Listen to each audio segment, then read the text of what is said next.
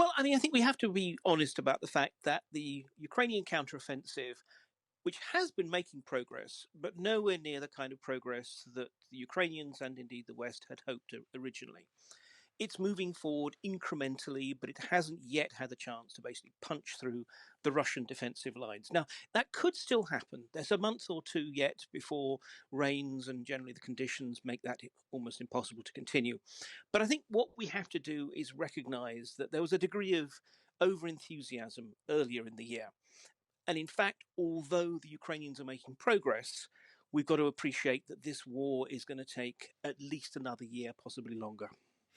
And when you say progress, what does that actually mean? What are the gains they can point to and say, well, this shows that our strategy is working, that the weapons the West has given us are being properly used, and that we're beginning to degrade Putin's ability to stay in the positions that he has captured, and also we've continued to degrade the Russian morale?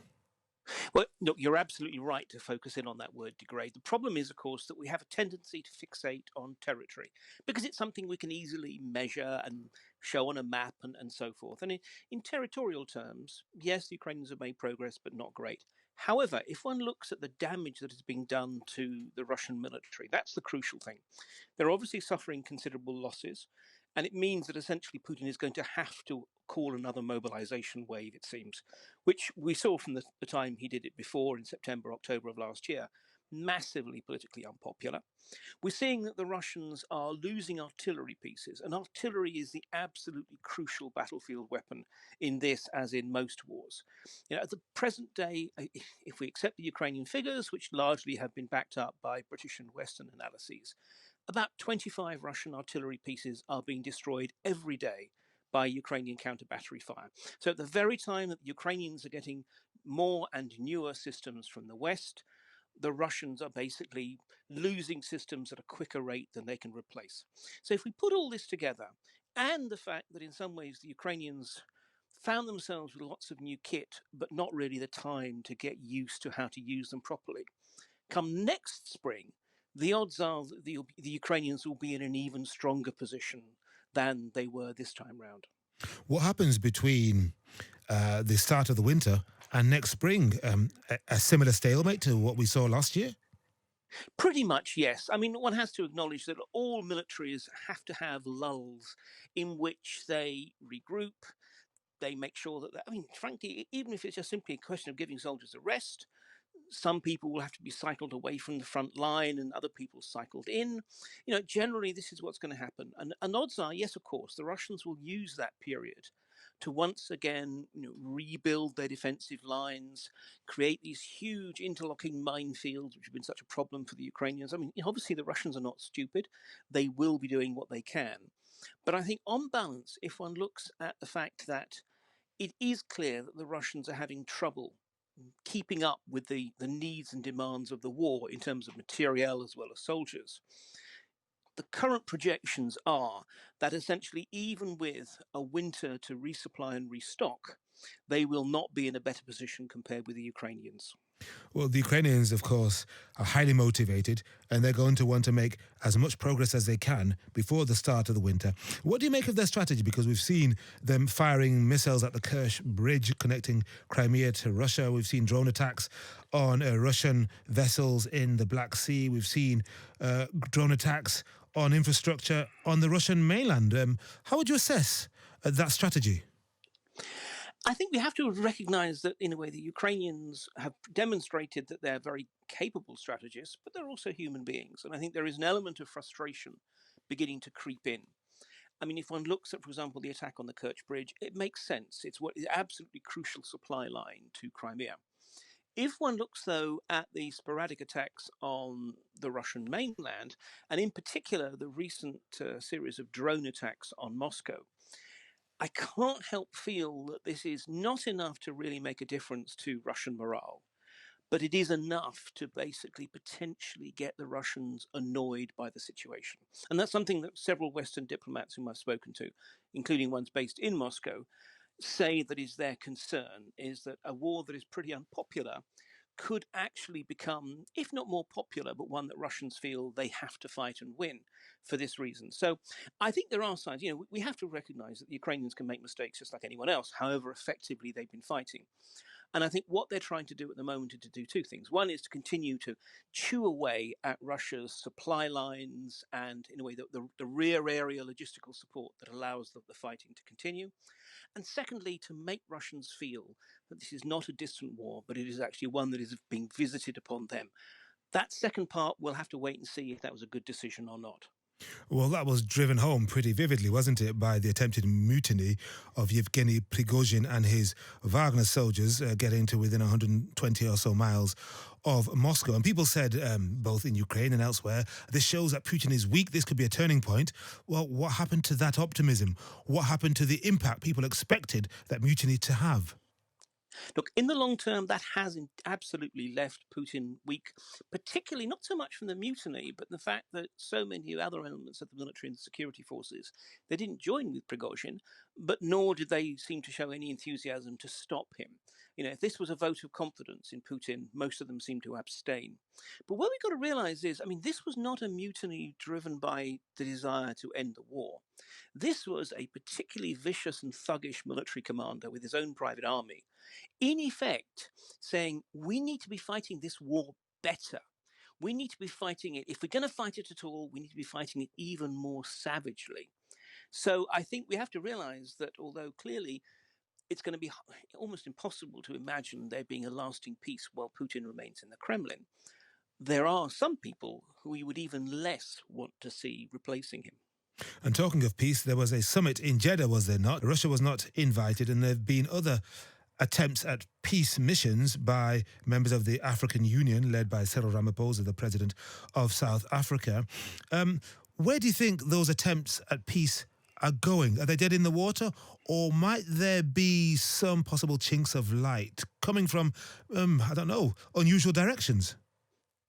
Well, look, it's clear that at the moment there is no real chance for peace, not least because neither Ukraine nor Russia is willing to talk to the other. Both of them think that time is on their side, and therefore feel they have no reason to talk peace now. And a lot of these peace processes, frankly, and maybe I'm being terribly cynical, they're more about various countries wanting to sort of present themselves as great world leaders and such like. But I think the really important thing was that at this recent Jeddah summit, we saw China coming along. Now, look, the Chinese didn't agree to anything. They actually explicitly said that they didn't agree with much of what was said. But the very fact that they were there, I think, is crucial. Because if any country can actually bring pressure to bear on Putin, it is the Chinese. Russia increasingly is dependent on China, whether it's for civilian equipment, whether it's for some military equipment, or whether it's just simply for political and economic support.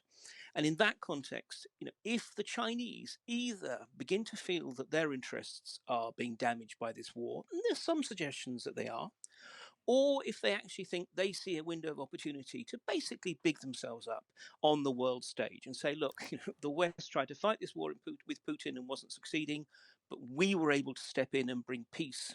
So we are, in fact, a true, mature global power. Well, then they might act. We're not there yet, but exactly, there's a few little grains of potential optimism. And talking of economic and strategic interests, what about Russia and the sanctions regime, which has been cranked up so much over the past 18 months or so, but yet Moscow has not yielded. It is still able to get cheap oil and gas, or get its oil and gas sold. It's able to trade with what you might call the two-thirds world, the global south, the BRICS countries, India, South Africa, Brazil, etc. And they think that they are winning the propaganda war particularly in sub-Saharan Africa. And to a degree, it has to be said that they're true. They have astonishingly managed to present this as an anti-colonial war. They say, oh, well, it was never about Ukraine. Just the Americans were using Ukraine to try and get Russia to bend the knee, but we're pushing back. And particularly in countries whose experience of imperialism has been at the hands of the British or the French or the Belgians or whoever, that has had some resonance. Generally speaking, though, I think we have to acknowledge that there was a lot of nonsense talked about sanctions at the beginning. The idea that it was going to make Putin essentially change his policies within weeks or months. Authoritarian regimes, and we've seen this with Iran, we've seen this with North Korea, they can actually last a long time because what they actually end up doing is dumping the burden of sanctions onto their own people and continue to build weapons and do whatever else that they want. But the main thing is, if we're honest about sanctions, it's just a part of an overall strategy to, again, go back to the point you made earlier, degrade Putin's war machine. I mean, for example, they're still able to produce drones and precision guided munitions. But to get the microchips that they need, they have to resort to sanctions, they have to resort to bizarre tactics like importing fridges to pull out the microchips from them. Now, that's difficult and expensive. So they can still do it, but not quite as well, not produce as many as they would want to, and have to pay a lot more for it. So it's a slow grind, we have to acknowledge, that sanctions do, rather than anticipate that somehow Russia was going to fall apart next Wednesday. Meanwhile, the economic and human suffering continues, particularly in the east of Ukraine. One wonders just how long it will take for people to get over this, because the war, as you say, is probably going to continue for another year. The rebuild will take possibly a generation, and the scars, they may never fade. It's going to be absolutely catastrophic, and particularly in places like Crimea and the Donbass, which have been under Russian occupation for a certain length of time. So, I mean, for example, in Crimea, the Ukrainians estimate that 1 million people have come and settled since Russia annexed it. And therefore, the Ukrainians are thinking, well, we want to kick these people out. So, we're going to see all kinds of deeply unpleasant divisions. I remember once talking to a Ukrainian security official who said, look, you had Northern Ireland. We're going to have our own Northern Ireland for generations to come in the southeast. Now, that may or may not be the case. It could be that the Ukrainians managed to reach some kind of understanding. But I mean, the long-term implications for this in Ukraine, and as we see, for example, grain not going to impoverished countries in sub-Saharan Africa, the whole world is indeed going to be long-term.